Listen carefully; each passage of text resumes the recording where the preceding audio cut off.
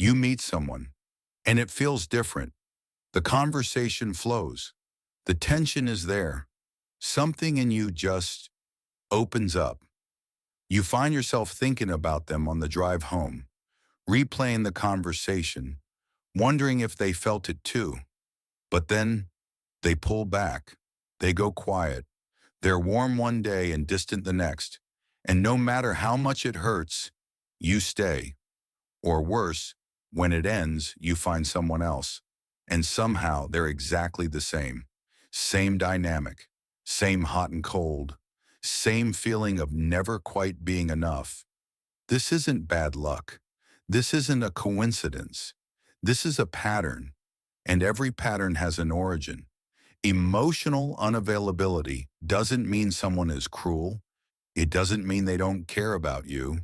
It means they can't or won't show up fully, and it tends to look different depending on the person.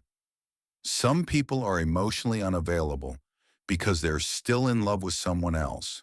Some because they've been hurt badly and built walls so high they've forgotten there's something worth protecting inside.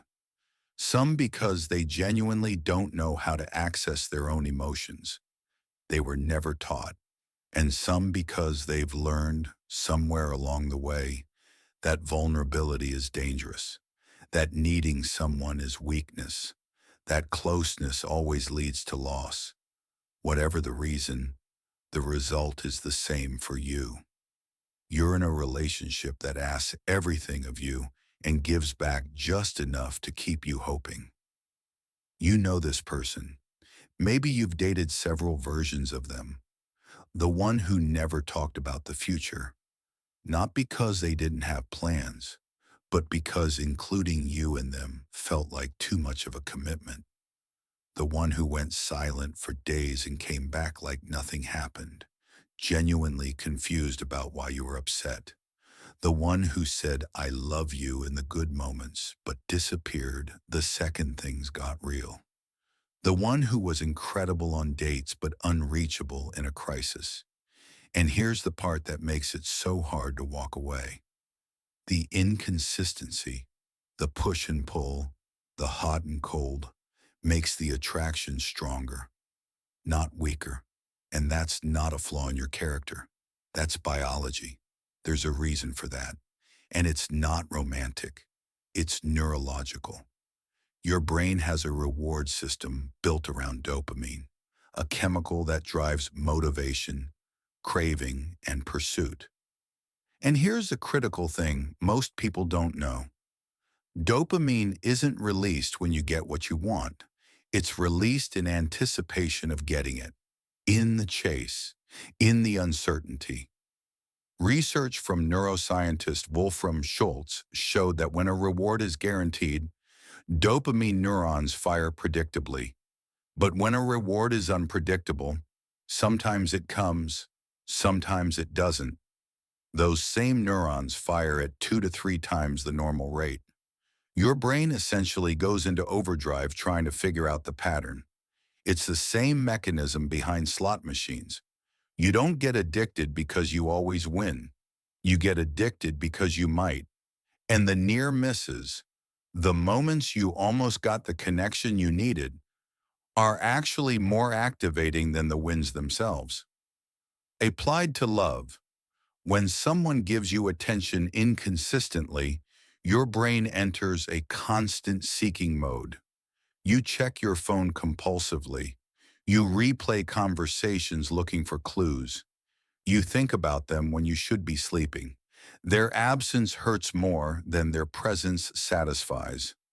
And you interpret all of that internal noise as depth, as intensity, as proof that this must be real love, because you've never felt anything like it. When in reality, it's anxiety wearing the mask of attraction. The relationship feels consuming because your nervous system is dysregulated, stuck in a loop of craving and relief, not because this person is right for you. The intensity isn't a sign of compatibility. It's a symptom. So why are some people more vulnerable to this cycle than others? Why do some people seem to effortlessly choose partners who are present and consistent, while others keep ending up in the same exhausting dynamic, no matter how many times they try?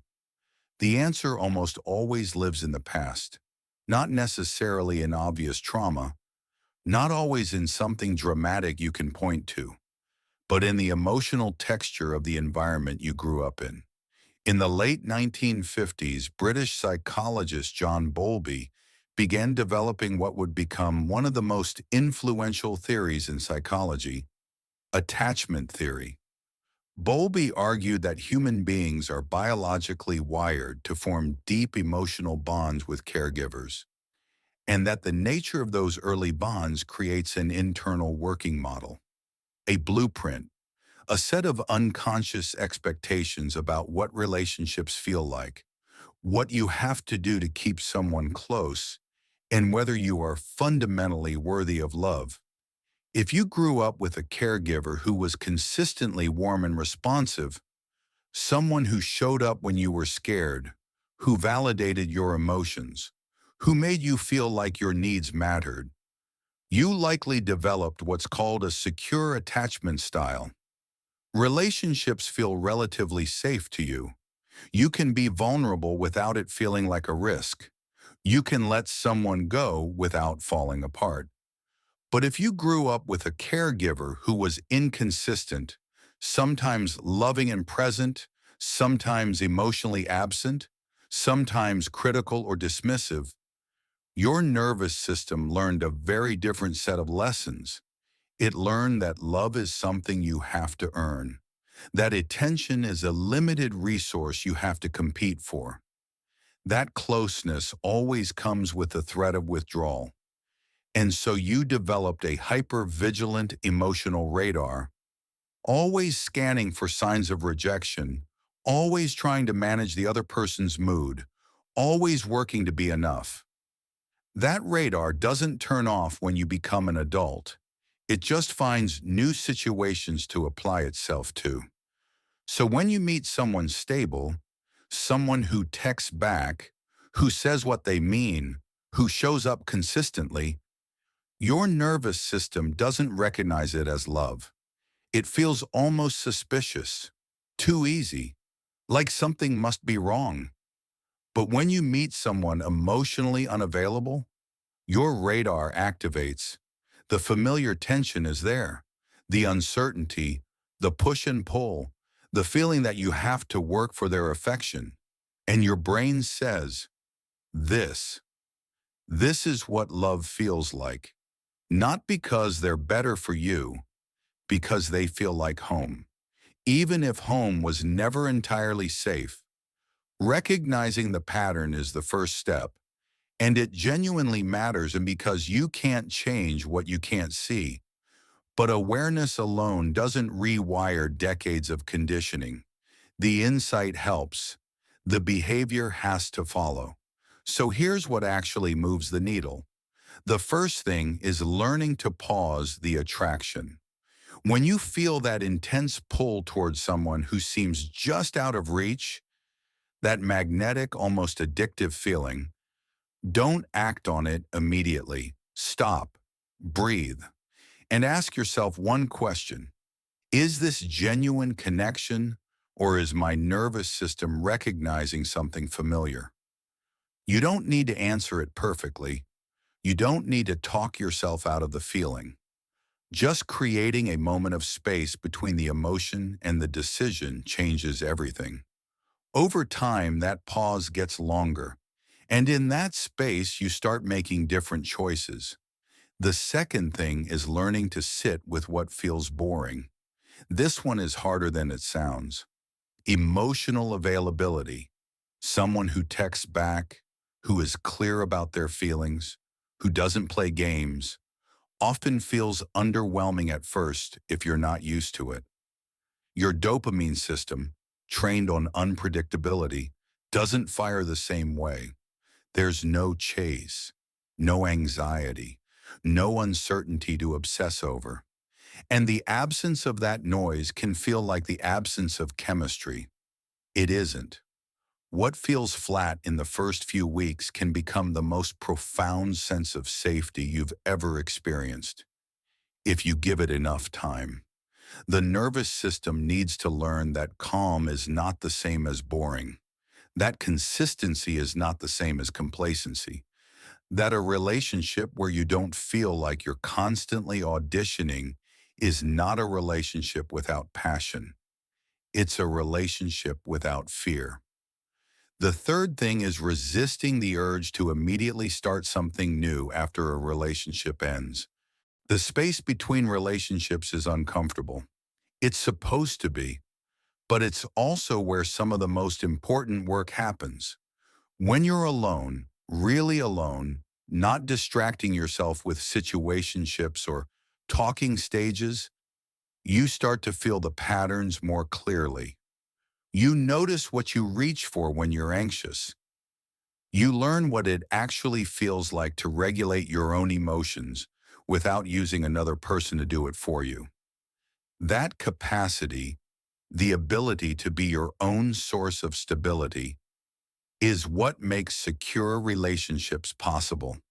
Without it, you will keep choosing people who recreate the familiar chaos, because chaos is the only thing that feels like feeling. The fourth thing, and probably the most impactful, attachment-focused therapy. Not because something is broken in you, but because this pattern was formed in relationship, and it tends to heal most deeply in relationship. A good therapist doesn't just help you understand your history intellectually. They create a consistent, safe, attuned relationship. And inside that relationship, your nervous system gets to experience something it may never have had before. The experience of being seen without consequence, of expressing a need and having it met, of being vulnerable and not being punished for it. That experience, repeated over time, doesn't just change your thinking. It changes your baseline. It recalibrates what love feels like in your body. And slowly, the people who used to feel magnetic start to feel exhausting. And the people who used to feel boring start to feel like relief. You don't choose emotionally unavailable people because something is wrong with you. You choose them because your brain is following an old map, one drawn in childhood, in the only language a child knows, the language of survival, of adaptation, of making the best out of what was available. That map kept you safe once, but you've outgrown it. And the fact that you're here, asking these questions, looking for something different, means part of you already knows that. Maps can be redrawn, not overnight, not without discomfort, but they can. And every time you pause before chasing, every time you let yourself be seen by someone safe, every time you choose the relationship that doesn't make your chest tight with anxiety, you're drawing new lines. If this resonated with you, the next video goes even deeper. We're talking about anxious attachment, what it actually is, how it silently shapes every relationship you've ever been in, and the specific patterns that keep it alive. And if you made it this far, drop a comment with one word that describes how this video made you feel. I read every single one. I'll see you in the next one.